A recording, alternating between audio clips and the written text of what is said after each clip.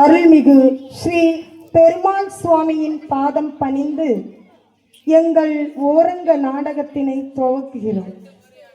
வேலுண்டு வினையில்லை, மயிலுண்டு பயமில்லை, குகனுண்டு குறையில்லை, கந்தனுண்டு கவலை இல்லை. இந்த ஓரங்க நாடகத்தில் வள்ளியம்மை முருக பக்தனே கணவனாக வர வேண்டும் என்று முருகன் அடிமையை திருமணம் செய்தவள். நல்ல அறிவுள்ள அழகுள்ள மகன்தான் வேண்டும் என்று முருகனிடம் வேண்டி பெற்றெடுத்தவள். தான் சிறுவயதிலே சாகப் போகிறோம் என்று தெரிந்து முருகனையே பற்றி பிடித்து உயிர் பிழைத்து வந்தவன்தான் வள்ளியம்மையின் மகன் சரவணன். ஆம், முருகன் மீது உண்மையான பக்தி இருந்தால் யமனையும் வெல்லலாம் என்பதை உணர்த்துவதுதான் முருகனடிமை என்ற எங்களுடைய ஓரங்க நாடகம். இருளில் மின்னும் நட்சத்திரங்கள் சே சு டாமினி, மு சுபிக்ஷா, சே விஷ்ணுபிரியா, சு சுவிதா, ஆ ஆசிகா, பா அக்ஷயா, காவி மதிரக்ஷா, நா நடசா, சே சு ரபியா. இதோ எங்களது நாடகம் ஆரம்பம்.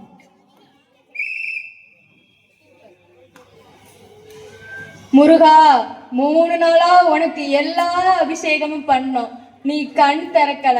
எங்க கண்ணீரால உன் கால கழுவணும், நீ கருணை காட்டல. முருகா, என்னோடு என் மகனுக்கு ஆயுள் முடியுது, அவனை திருப்பி தருவாய் என்கின்ற நம்பிக்கை கொஞ்சம் கொஞ்சமா குறைஞ்சுகிட்டே வருது. முருகா, வேணும்னே குலத்துக்கு காவலாய் காக்காத பழி உன்னை வந்து சேர்த்துக்குள்ள நாங்க உங்ககிட்ட வந்துடுறோம். முருகா, நான் உங்ககிட்ட வந்துடுறோம். முருகா, என் மகனே, உன்மேல் வைத்திருக்கின்ற நம்பிக்கை இழந்து எங்களால உயிர் வாழ முடியாது. அதனால நாங்க சாவதற்கு முன்னாடி ஒரு தடவையாச்சும் எங்க மகனை கண்ல காட்டு முருகா, காட்டு. ஆமாம், அவனை காணாத நாங்க கோயில் கோபுரத்தில் இருந்து உயிரைவிடத்தான் வந்து நிற்கிறோம். அவனை காப்பாத்தாத நீ எங்களை காப்பாற்ற வேண்டாம். அதுக்கு முன்னாடி ஒரு தடவை எங்க மகனை கண் முன்னால காட்டு முருகா. என் மகனை காட்டு முருகா, என் மகனை கண் முன்னால காட்டு முருகா. என் மகனை காட்டு முருகா, கொண்டு வந்து காட்டு. காட்ட மாட்டியா முருகா? காட்ட மாட்டியா? காட்டு முருகா, என் மகனை கொண்டு வந்து காட்டு. காட்டு முருகா. என்னுடைய 8 வருஷத்து ஆசையத்தான் நீ நிறைவேற்றி வைக்கல, ஆனா என்னோட மகனையாச்சும் கண்ணில் காட்டு முருகா. என்னோட இறுதி ஆசையாவது நிறைவேற்றி வை முருகா. முருகா, முருகா. மகனே சரவணா. முருகா,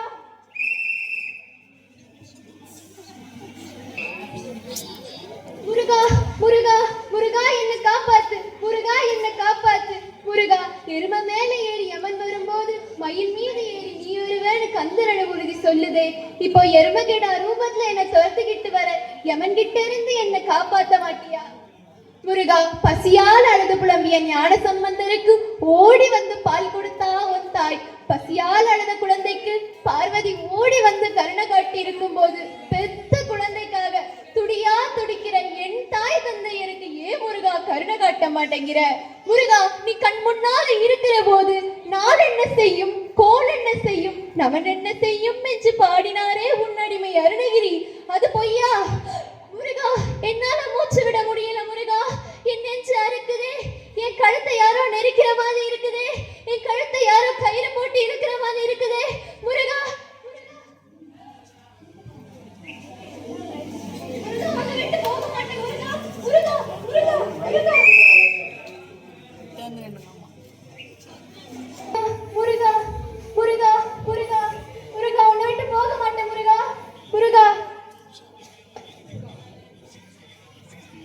கந்தபெருமானே, காலதேவா, கந்தபெருமானே, கடமை தவறக்கூடாதே என்ற ஆர்வத்தில் பாசக்கயிறு என் கை தவறிவிட்டது. திருவண்ண பதங்களை பற்றி இருப்பதை பார்த்துமா உன் பாசக்கயிற்றை வீசினாய்? பிரபு, என் கடமைக்கு தடையாக இருக்கிற எதையும் நான் பார்க்க கூடாது என்பதால் தானே எனக்கு அந்தவன் என்ற பெயர் இருக்கிறது. வேலை வந்தது, அவன் விதி முடிந்தது, நானும் வந்தேன். இல்லை, அவன் இம்மண்ணில் இன்னும் பல காலம் வாழ வேண்டும் என்று யாம் விரும்புகிறோம். மன்னிக்கவும், ஒருவரின் விதி முடிந்ததும் அரை கால் வினாடி கூட கூட்டவோ அல்லது குறைக்கவோ செய்யாமல் இதுவரை நான் உயிர்களை கவர்ந்து வந்திருக்கிறேன். இப்படி நேரத்தோடு ஒட்டியிட்டு நெறி தவறாமல் எனது கடமையை செய்து வந்ததால் வருவதால் வர போவதால் தானே எனக்கு தர்மராஜன் என்கிற பெயரும் இருக்கிறது. அதனால் தானே மும்மூர்த்திகளான அயனோ இல்லை, அரியோ இல்லை, அரணோ கூட என் தொழிலில் தலையிடுவதில்லை. யமதர்மனே, யார் யார் என்பதை புரியாமலே பேசுகிறீர். என் தந்தை கைலாசபதியே எனது உயிர், அகிலாண்டேஸ்வரி அன்னை பராசக்தியே எனது உள்ளம், பரந்தாமனிடம் படைப்பவனும் 14 லோகங்களும் எம்முடையது என்பதை உணர்ந்து கொள்ளும். ஆகவே எமது சரண கமலாலயத்தில் சரணடைந்த சிறுவனின் உயிரை பறிக்க நினைத்தால் உமது விதியை மாற்றியமைக்க எம்மால் முடியும். அப்போது அயனோ இல்லை, அரியோ இல்லை, அரணோ அம்மும்மூர்த்திகளுள் எம்மூர்த்தியும் உம்மை காக்க வரமாட்டார். நீர் சிந்தித்து முடிவுக்கு வர இன்னும் சில வினாடிகள் உமக்கு அவகாசம் அளிக்கிறோம். நீர் 1000 சொன்னாலும் இச்சிறுவனின் உயிரை பறிக்காமல் இங்கிருந்து போக மாட்டேன். நில்லும். இனியும் ஓரடி எடுத்து வைத்தால் காலனே அந்த அரியே உமக்கு காலனாகி விடுவார். காலனுக்கு ஒரு காலனா? அது இந்த வேலனா? அதுவும் என் சிவபெருமானின் பாலனா? வேலே, உனக்கு வேலை வந்து விட்டது. மும்மூர்த்திகளே, என்னை காப்பாற்றுங்கள், என்னை காப்பாற்றுங்கள், என்னை காப்பாற்றுங்கள். தாயே, தந்தையே, மாமா, பிரம்மதேவரே, உங்கள் அனைவரையும் வணங்குகிறேன். கந்தசேனா, பிரணவத்திற்கு பொருள் தெரியாத காரணத்தினால் எனக்கு மண்டையில் குட்டு வைத்தாய், கொடுச்சிறையில் தள்ளினாய். எதற்கு பொருள் தெரியாததால் யமனுக்கு இந்த நிலை? பக்திக்கு பொருள் தெரியாததால் வந்த வினை. அதை புரிய வைப்பதை விட்டுவிட்டு இப்படி சிறைப்பிடித்து விட்டால் விதி முடிக்கும் வேலையை யார் செய்வது? பழங்கதையை மறந்து விட்டீரா? கோபிக்க வேண்டாம் குமரா, வேண்டுகோள் விடுத்தேனே தவிர விவாதிக்க வரவில்லை. மகாபிரபு, என்னை வம்பில் மாட்டிவிட வேண்டாம் என்று வரும்போதே சொன்னேனே, கேட்டீர்களா? யமதர்மா, நீ பெரிய தவறு செய்து விட்டாய். முருகன் என்பவன் யார்? என் மருமகன். பெற்ற தந்தைக்கே பிரணவத்திற்கு பொருள் கூறிய பெரிய ஞானி. 3000 யானைகள் பலம் கொண்ட சூரபத்மனையே 2 கூறாக பிளந்தவன். பேசாமல் அவனிடம் மன்னிப்பு கேட்டுக்கொண்டு வந்த வேலையை முடித்துக் கொண்டு போகும் வழியை பார். என்ன கார்த்திகேயா? சூதுக்கலையை கற்றுணர்ந்த மதுசூதனரே, உமது சூழ்ச்சிக்கலையை நானும் அறிவேன்.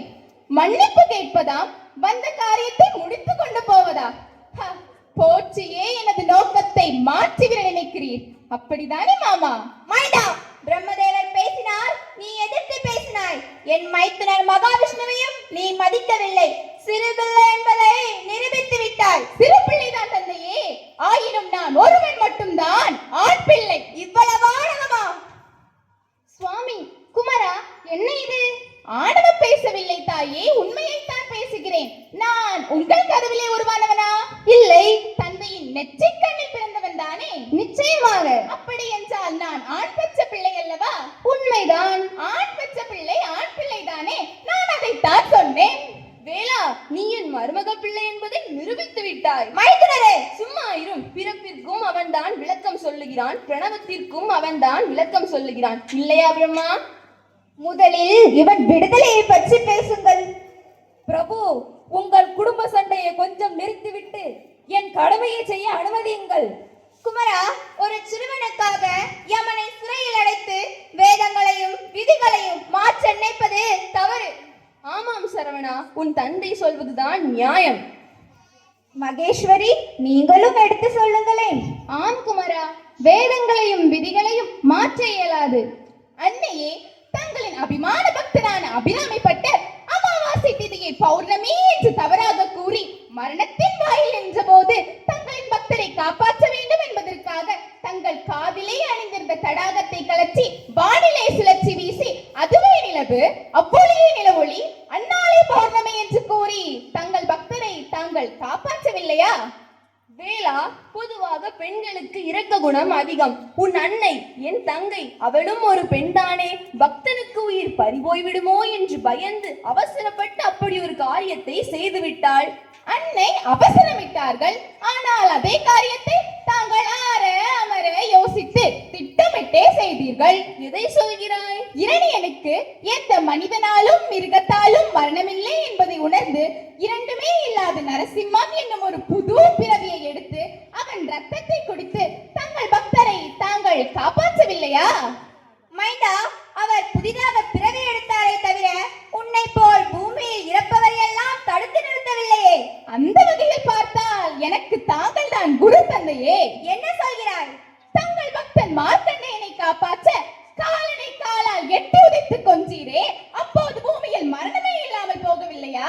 நான் அப்படியா செய்தேன்? மைந்தா, குமரா, சர்வேஸ்வரனையே எதிர்த்து பேசுகிறாய்? எதிர்த்து பேசவில்லை தாயே, உண்மையை எடுத்து சொல்கிறேன். அபிராமிப்பட்டருக்காக அமாவாசையை மாற்றலாம், பிரகலாதனுக்காக பிறவி எடுக்கலாம், மார்க்கண்டேயனுக்காக மரணத்தையே எதிர்க்கலாம். இவ்வாறு உங்கள் பக்தர்களுக்காக நீங்கள் வேதங்களை மாற்றலாம், விதிகளை மீறலாம், விளக்கங்களை கூறலாம். ஆனால் நான் மட்டும் என் பக்தர்களுக்காக வேதங்களை மாற்றக்கூடாது, விதிகளை மீறக்கூடாது, விளக்கங்களை கேட்கக்கூடாது. உங்களுக்கு ஒரு நீதி, எனக்கு ஒரு நீதி, அப்படித்தானே? இறுதியாக சொல்கிறேன், என்னை வழிபடும் குடும்பத்தை வாழ வைத்தே தீர வேண்டும் என்று முடிவு செய்து விட்டேன். பரம்பொருளே, பராசக்தியே, பரந்தாமரே, படைப்பவரே, உங்கள் முடிவென்ன? பொறுமையோடு பேசி வாங்க வேண்டியதை போராடி வாங்கும் நிலைக்கு என்னை ஆளாக்கி விடாதீர்கள். சொல்லுங்கள், சொல்லுங்கள், சொல்லுங்கள்.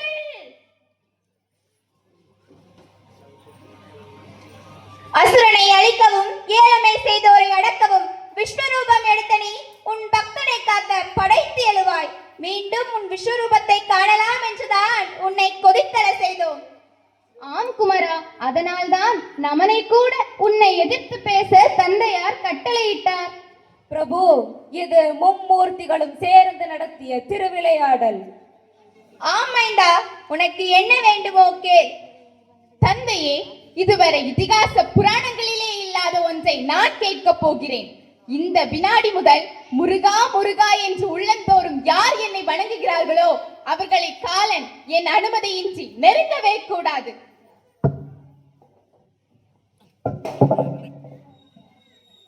பிரபு, சரவணா, உன் பக்தனை காப்பாற்ற இவ்வளவு போராடிய நீ அவனுக்கு அற்ப ஆயுளை கொடுத்து ஏன் அந்த குடும்பத்தையே அல்லலுக்கு ஆளாக்கினாய்? அன்னையே, ஒரு முருகடிமைதான் தனக்கு கணவனாக வர வேண்டும் என்று விரும்பிய என் பக்தை அவள் குழந்தைக்கு மட்டும் அறிவும் அழகும் வேண்டும் என்று கேட்டாலே தவிர என் அடிமையா இருக்க வேண்டும் என்று கேட்கவில்லை. அதற்குதான் இந்த சோதனை. அவர்கள் குடும்பத்தோடு வந்து என்னை சரணடைந்து விட்டதால் அந்த குழந்தைக்கு ஆயுளை அதிகரிக்க விரும்பினேன். அதில் வெற்றியும் கண்டேன். அந்த முருக அடிமைகளுக்கு இந்த முருகன் அடிமையாகி விட்டான். அப்பப்பா, பக்தர்களை காப்பதில் மட்டுமல்ல சோதிப்பதிலும் எங்களை எல்லாம் மிஞ்சி விட்டாய். முருகா, நீ மும்மூர்த்திகளும் சேர்ந்த முழு மூர்த்தியப்பா. உண்மைத்தான் பிரபு, உண்மைத்தான். மைத்துனரே, நீர் என்ன சொல்லுகிறீர்? என்ன இருந்தாலும் அவன் நான் பெற்ற பிள்ளை அல்லவா? சும்மா இருங்கள், என் அருள் பெற்ற பிள்ளை. மைத்துனரே, உண்மைதானுமா? அவன் நம் பிள்ளை. மைந்தா, உன் புகழ் என்றென்றும் வாழ்க, வளர்க. சரவணா, வள்ளியம்மை கோபுரத்தில் நின்ற பொழுது மகனே சரவணா என்று மயக்க போட்டு விழுந்த, இப்பொழுதும் சரவணா என்கிறாயே, ஏதாவது கனவு கண்டியா? ஆமாங்க, முருகன் நம்ம குழந்தையை காப்பாத்திட்டாங்க. மகன் இருக்கும் இடம் தெரிஞ்சு போச்சு. வாங்க கோயிலுக்கு போகலாம். சரவணா, சரவணா. மகனே, அம்மா அம்மா, எருமை துரத்திக்கிட்டு வந்தது. அது எவன் தான் நினைச்சு முருகா என்ன காப்பாத்துன்னு முருகங்காலை இருக்கை கட்டி பிடிச்சுக்கிட்டேன். அப்படியே மயக்கமாகிட்டேன். அப்புறமா என்ன நடந்ததுன்னே தெரியாதம்மா. எனக்கு தெரியும்பா. முருகன் அந்த யமன் கூட போராடி உன் உயிரையே காப்பாத்திட்டாங்க. ஆமாப்பா, இனிமே நமக்கு எந்த குறையும் வராது. நமக்கு மட்டும் இல்லையப்பா, நெஞ்சில் உருவாய் இனிப்பின் இதுகாலம் தோன்றும் முருகா என்று ஓதுவாரே. உண்மைதானப்பா சரவணா, நீ பெரிய அறிவாளி, புத்திசாலி. முருகா முருகா, இதே மாதிரி ஊர் உலகமெல்லாம் என் மகனை பெரிய அறிவாளி, பெரிய புத்திசாலி என்று எல்லோரும் சொல்லணும். நிறுத்துங்க. வரும்போது என்ன சொன்ன மறந்துட்டீங்களா? குழந்தை இப்படித்தான் இருக்கணும்னு கேட்டேனாலதான் இவ்வளவு பெரிய சோதனை. இனி இவன் எப்படி இருக்கணும்னு அந்த முருகன் கிட்டயே ஒப்படைச்சிருவோம். முருகா முருகா முருகா.